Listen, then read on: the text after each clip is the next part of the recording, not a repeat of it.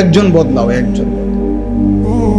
একজন বদলাও দোস্ত, একজন বদলাও, একজন ফিরে আস। আমি তো শুরুতেই বলছি আমি নির্বাচনের প্রার্থী না, আমার কোনো মার্কা নাই, ভোটের আশায় আসি নাই, আখিরাতের আশায় আসছি,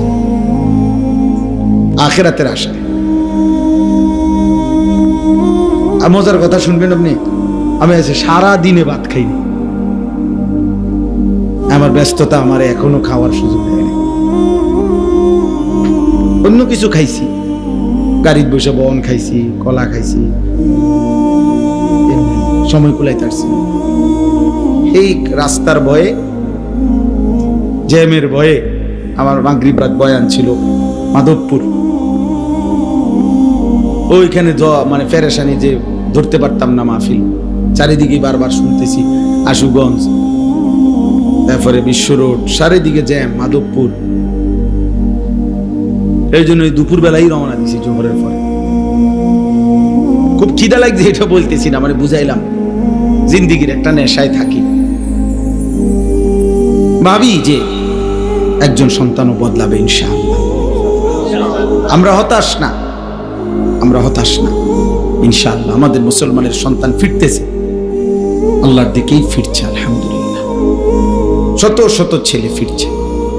এজন্য দোস্ত, আল্লাহ তাআলা রাত গভীরে আমি শেষ করলাম, আল্লাহ তাআলা বললেন কুল্লিল মুমিনিনা, হে নবী আমার, আপনি আমার সমস্ত ঈমানদার পুরুষদেরকে বলে দেন, জওয়ান হোক বুড়া হোক, আমি আল্লাহর আদেশ শুনায়ে দেন, ইয়াগুদ্দু মিন আবসারিহিম, তারা যেন সকলেই ভিন নারী, যে নারী দেখার অনুমতি নাই, ভিন নারী থেকে, হারাম দৃশ্য থেকে তারা যেন তাদের চোখ নামিয়ে রাখে।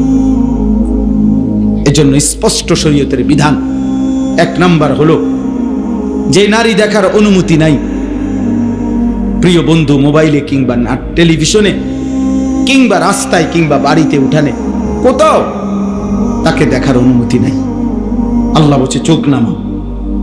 দুই নাম্বার, কারো সতর দেখার, পুরুষের সতর যেটুকু, এটুকু পুরুষ হয়েও দেখার অনুমতি নাই, নারীর সতর দেখার অনুমতি নাই। আল্লাহ বলেন চোখ নামাও, চোখ নামাও, চোখ নামাও।